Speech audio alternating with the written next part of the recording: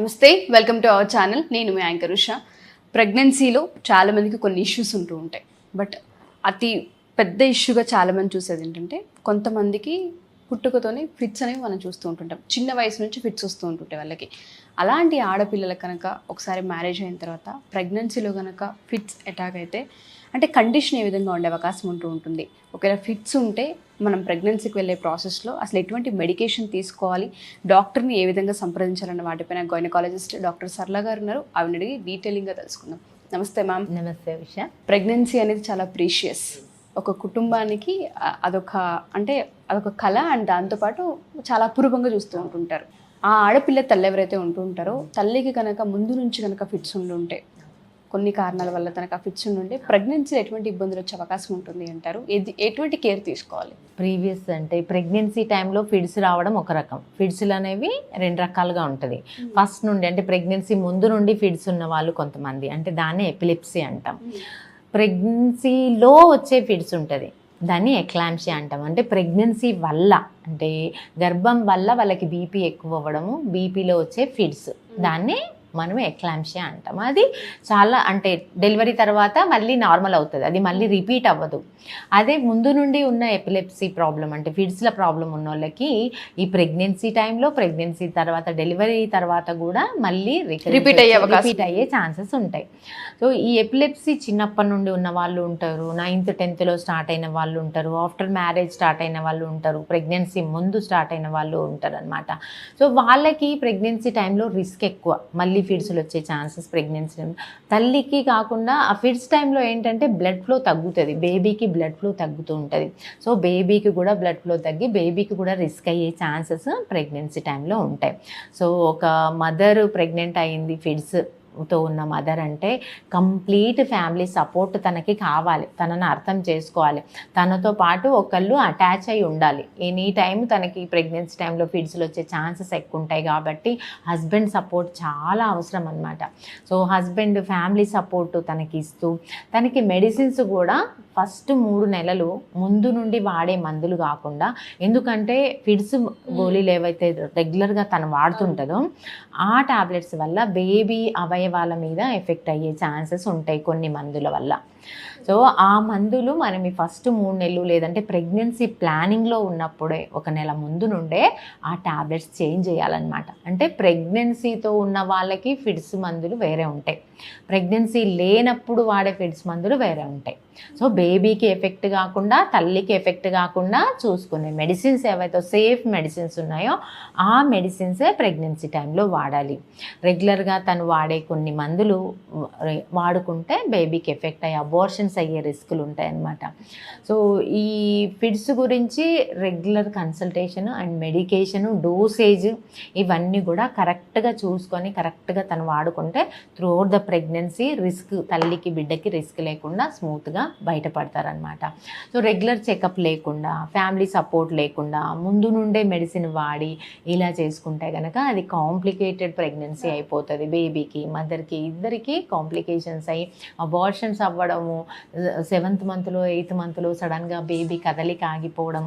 కొంతమందిని చూస్తుంటా నేను నా ఓపీలో, వాళ్ళు అత్తగారికి చెప్పి ఉండారనమాట పేరెంట్స్, చిన్నప్పుడు ఎప్పుడో వచ్చి ఉంటుంది, సరే తెలియదు కదా ఎందుకు చెప్పడము అన్నట్టు నెగ్లెక్ట్ చేశారు. అలా మెడిసిన్ వాడుకోక ప్రీవియస్ హిస్టరీ ఉండి ప్రెగ్నెన్సీ టైంలో సడన్గా ఫిడ్స్లు రావడము, దానివల్ల తల్లి బిడ్డ డేంజర్ అయిన వాళ్ళని చూస్తూ ఉంటాం అన్నమాట. సో ఏది ఉన్నా సరే క్లియర్గా ఉండాలి, డాక్టర్తో క్లియర్గా మాట్లాడుకోవాలి. మాకు ఏ ఫిడ్స్ ఉండే, ఈ మందులు వాడుతున్నాం, ఇప్పుడు వాడుకోవచ్చా లేదా, మార్చాలా, డోస్ ఎంత పెట్టుకోవాలి, ఎలా ఉండాలి, ప్రతిదీ డిస్కస్ చేయాలి, క్లియర్గా ఉండాలి. మదర్ ఇంట్లో వాళ్ళకి కూడా చెప్పాలి, వాళ్ళు కూడా అర్థం చేసుకుంటారు. ఏదైనా ఏ పేరెంట్స్కైనా నేను ఒకటే చెప్తా, ఏ ప్రాబ్లం ఉన్నా డాక్టర్ దగ్గర తీసుకెళ్ళండి, అత్తగారిని కూర్చోబెట్టండి, డాక్టర్ ఎక్స్ప్లెయిన్ చేస్తారు. తను కావాలని చేసుకున్న ప్రాబ్లం కాదు కదా, అది బై బర్త్ వచ్చిన ప్రాబ్లం అయ్యి ఉండొచ్చు, మధ్యలో వచ్చిన ప్రాబ్లం అయ్యి ఉండొచ్చు, తను కావాలని. పీసీఓడికి కూడా తల్లిగారు భయపడతారు, అయ్యో అత్తగారు ఏమంటారు అని దాచిపెట్టాలని చూస్తారు. ఈ అత్తగారికి తర్వాత పీసీఓడి ఉందా, నీకు ముందే ఉంది మాకు చెప్పలేదు, ఇలా ఒక రకమైన అన్హెల్దీ ఎన్విరాన్మెంట్ అనేది ఫ్యామిలీస్లో చూస్తూ ఉంటాను నేను, ఎంతమంది చూస్తుంటా. కాబట్టి ఆ అన్హెల్దీ ఎన్విరాన్మెంట్ క్రియేట్ చేసుకోవడం ఎందుకు? అది మేజర్ మిస్టేక్ కాదు, ఆమె కావాలని చేసుకున్న మిస్టేక్ కాదు. ఒక డాక్టర్ దగ్గరికి వెళ్ళండి, ఏదైనా ప్రాబ్లం ఉంది అమ్మాయికి అంటే డాక్టర్ దగ్గరికి వెళ్ళి అత్తగారిని కూర్చోబెట్టండి. వాళ్ళు దానికి ఓకే అయితేనే చేయండి పెళ్ళి. ఎందుకు దాచిపెట్టి చేయడం, లైఫ్ లాంగ్ బాధపడడం, వీళ్ళకు ఒక గిల్టీ ఫీలింగ్, అయ్యో చెప్పకుండా చేసినాం ఎట్లా ఇప్పుడు అని వాళ్ళకు ఒక గిల్టీ ఫీలింగ్, వాళ్ళకి తెలిసినాక వాళ్ళు ఇంకా వీళ్ళని టార్చర్ పెట్టే, ఇవన్నీ కూడా అవసరం లేదు. అన్హెల్దీ వాతావరణము ఫ్యామిలీస్లో అవసరం లేదు. సో ముందుగానే అవును మా పాపకి ఫిట్స్ ఉంది, దానికి ఏం కారణం లేదట, వస్తుంది మందులు వాడుతుంది, కంట్రోల్ ఉంది అని ముందుగా చెప్తే ఏముంది, డాక్టర్ దగ్గరికి వెళ్ళండి, కౌన్సిలింగ్ ఇప్పియండి, వాళ్ళు అర్థం చేసుకుంటే వాళ్ళకి చేయండి, అర్థం చేసుకొని వాళ్ళకి ఇచ్చి పిల్లని ఇబ్బంది పెట్టద్దు కదా లైఫ్ లాంగ్ కూడా. సో అది మేజర్ కాదు, కామన్. అది ఫిట్స్ రావడం పెద్ద అదేదో క్యాన్సరో భూతమో కాదు కదా, మందులు వాడుకుంటే సెట్ అయ్యే ఒక మెడికల్ కండిషన్. ఒక ఫిట్స్ అనే కాదు, కొన్ని రకాల మెడికల్ కండిషన్స్కి, చిన్న మెడికల్ కండిషన్స్ కూడా ఆ అమ్మాయి వాళ్ళ పేరెంట్స్ అలా టెన్షన్ పడడం, దాచిపెట్టడం అవసరం లేదు. దాని గురించి మీరు తెలుసుకోండి, మీ బేబీకి తెలపండి, వాళ్ళ మదర్ ఇన్ లా వాళ్ళకు కూడా క్లారిటీగా తెలుసుకొని ఫ్యామిలీస్ హ్యాపీగా హెల్తీగా ఉండడం మన గోల్. సో దానికోసమని ముందుగానే మీరు తెలుసుకోండి, వాళ్ళకు కూడా చెప్పండి. సో మీరు అన్నట్టుగానే బేబీకి ఏమైనా ఎఫెక్ట్ ఉంటుంది, బేబీ ఈ ఫిట్స్ ఉన్న అంటే డోసేజ్ కానీ మెడిసిన్స్, డిఫరెంట్ మెడిసిన్స్ ఏది వాడాలో అదే వాడాలన్నమాట. ముందు నుండి దాచిపెట్టేసి ముందు నుండి వాడే మెడిసిన్ మనం వాడుకుంటే బేబీకి అనామలీస్ బేబీస్ అంటే న్యూరల్ ట్యూబ్ డిఫెక్ట్స్, అంటే నరాలు సరిగ్గా ఫామ్ కాకపోవడము, కాళ్ళు చేతులు అన్నీ సరిగ్గా ఫామ్ కాకపోవడం, అబార్షన్స్ అయిపోవడం, ఇవన్నీ కూడా ఉంటాయి. వీళ్ళకి జెనెటికల్గా ఎవరికి తల్లికుంటూ ఉంటుందో బిడ్డకు కూడా ఈ ఫిట్స్ వచ్చే అవకాశం ఉంటుంది అంటారా? ఫిట్స్ వచ్చే ఛాన్సెస్ వెరీ రేర్లీ, అంటే ఫ్యామిలీ జెనెటికల్గా ఉండదు, వెరీ 0.01% రిపీట్ అయ్యే ఛాన్సెస్ ఉంది. అందరికీ రిపీట్ అవ్వదు, దాని గురించి భయపడాల్సిన అవసరం లేదు.